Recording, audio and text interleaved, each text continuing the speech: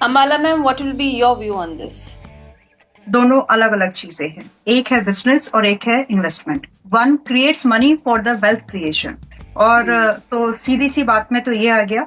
दूसरी बात ये, if you love blood pressure, if you love sugar also, तो आप ट्रेडिंग को प्रेफरेंस दे सकते हैं। बट अगर आपको इन सब से थोड़ा बचना है, लाइफस्टाइल आपके अलाउ नहीं करती कि आप ये वाला स्ट्रेस ले सके, तो फिर आप इन्वेस्टमेंट को तर्ज दे सकते हैं। बट बीइंग जब आप ट्रेड में आते हैं, सो आपके decision making plays a very and crucial important role here.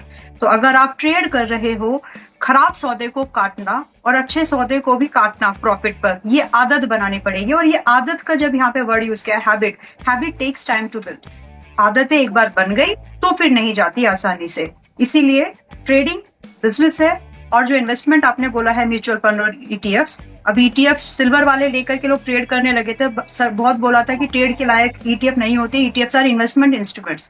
तो क्लब मत करो चीजों को, क्लब करोगे तो डिसीजन में आपको कंफ्यूजन होगा, क्योंकि आप जब लॉन्ग टर्म इन्वेस्टमेंट में आते हैं तो आप पोजीशंस को होल्ड करते हैं, क्योंकि आपको कंपनी के फंडामेंटल्स पता है, you are tracking them and आप प्रॉपर उस पर नजर रख रहे हो। बट ट्रेडिंग में you are playing an news और अ मोमेंटम, तो दोनों ही डिफरेंट है, क्लब नहीं कर सकते।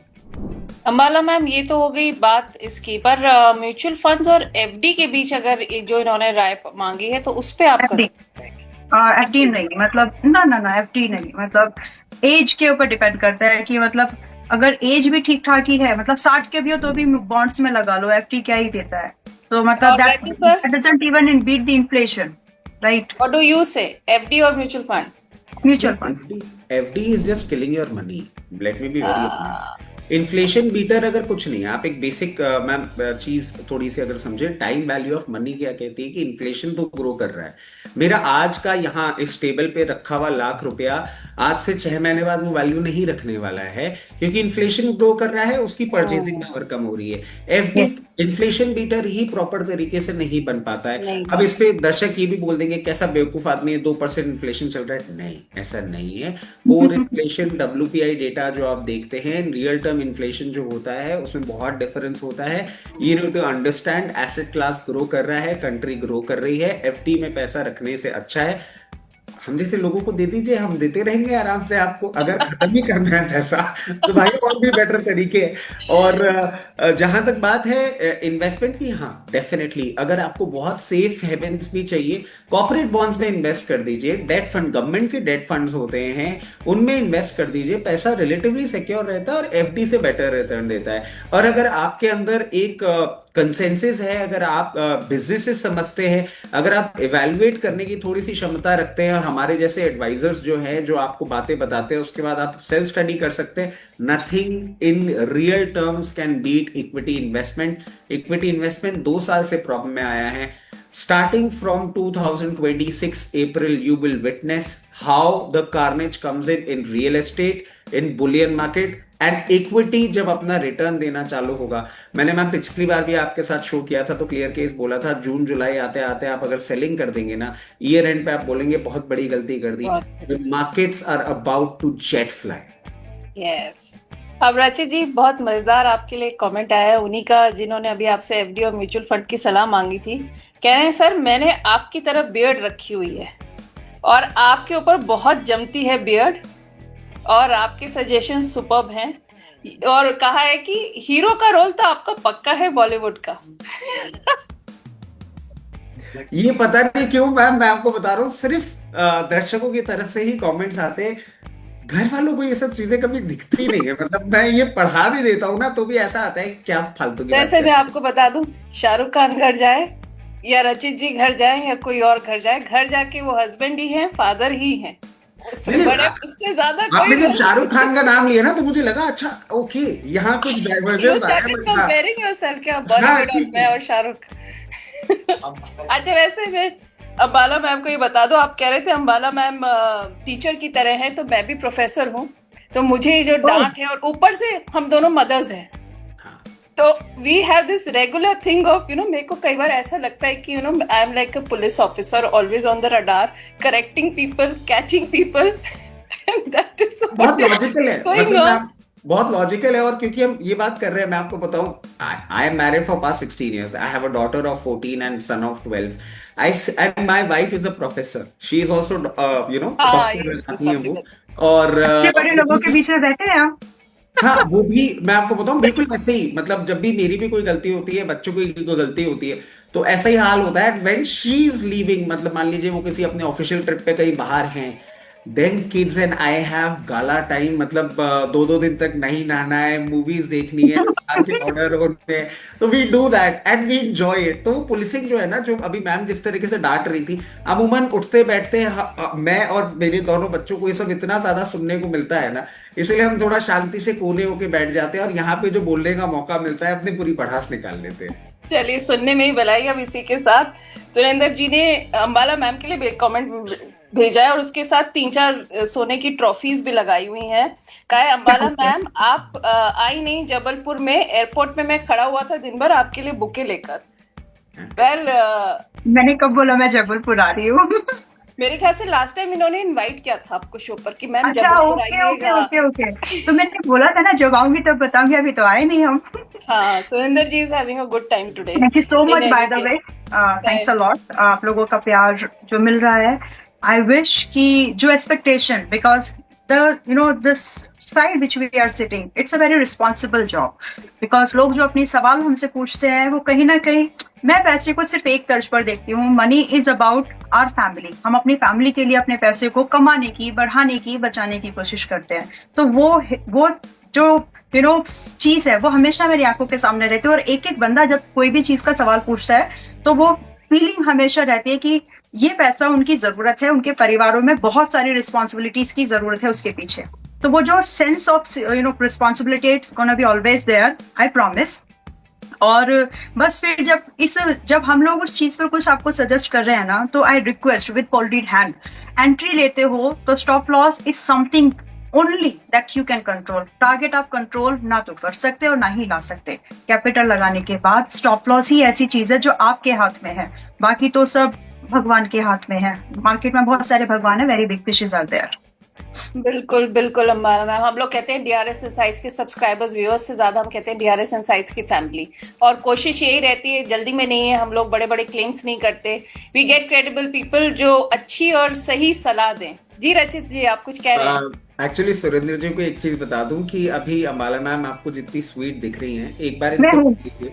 और ये जब झाड़ने पे उतरती हैं, because I have personally met her, and इनका गुस्सा इनको बहुत जल्दी आता है, और ये जब झाड़ने पे उतरती है तो वो जो आप गुलदस्ता लेके अगर एयरपोर्ट पे खड़े हुए थे, अच्छा हुआ आप अभी नहीं मिले, किसी दिन आप मिल ली और आपने अपना पोर्टफोलियो शेयर कर दिया, तो वो गुलदस्ते से ही अगर मैम आपकी पिटाई भी चालू कर दे तो कोई बड़ी बात नहीं होने वाली।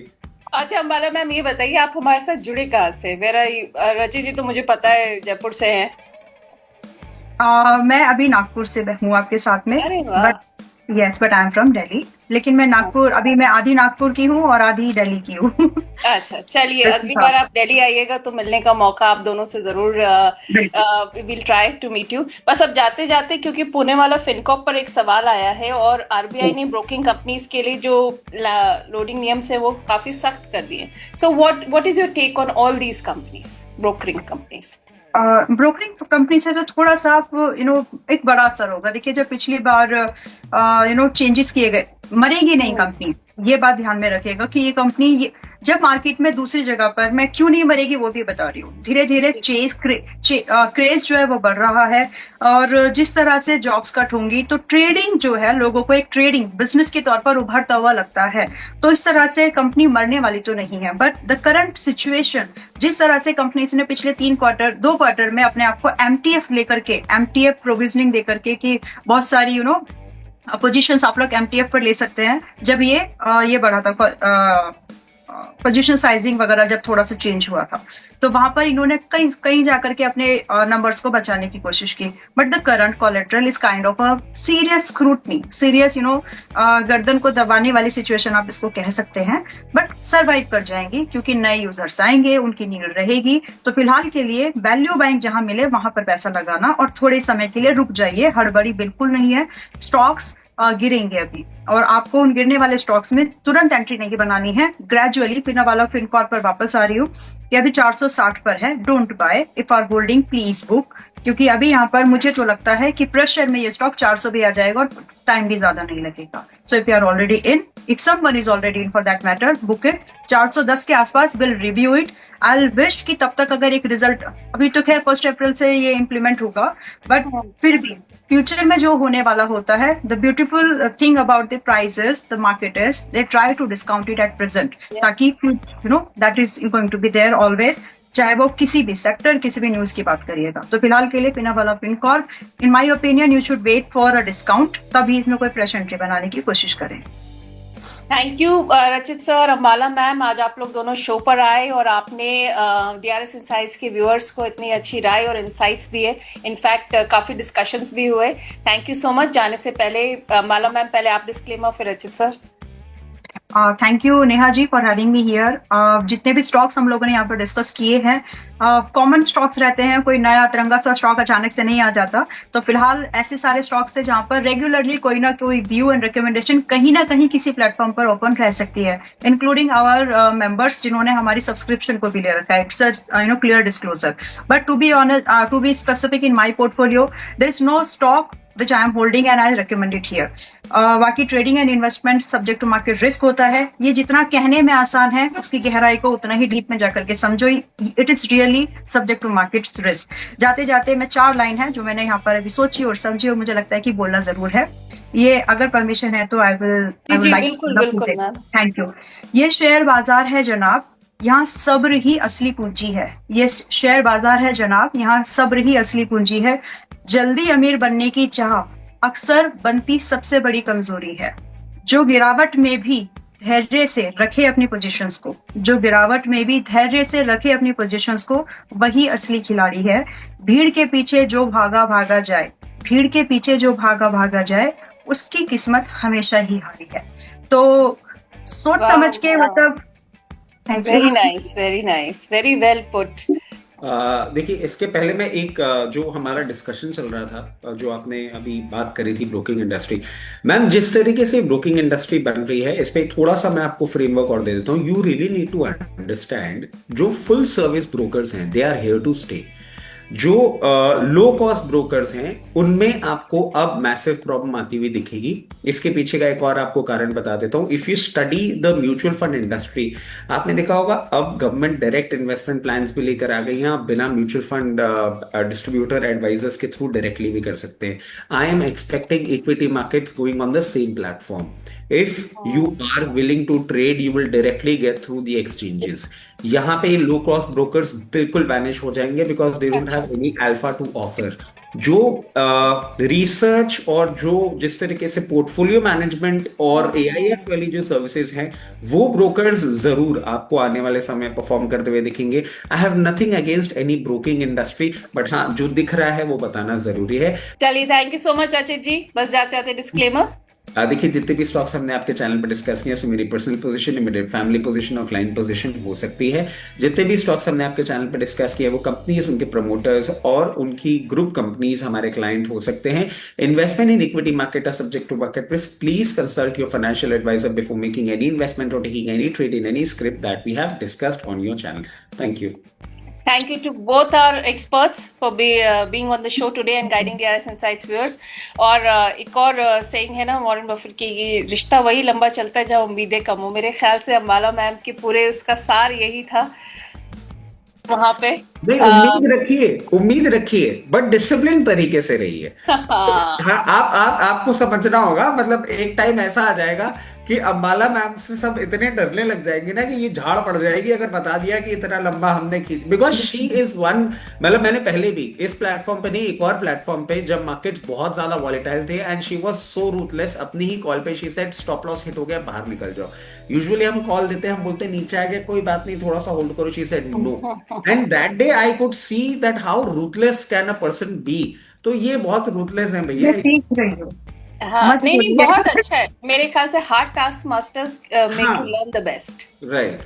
चलिए, thank you so much to both of you. It was wonderful having so a show much, Pratik. Today and thank you for giving your time. प्रतिभूति बाजार में निवेश बाजार जोखिमों के अधीन है। निवेश करने से पहले सभी संबंधित दस्तावेजों को ध्यान से पढ़ें.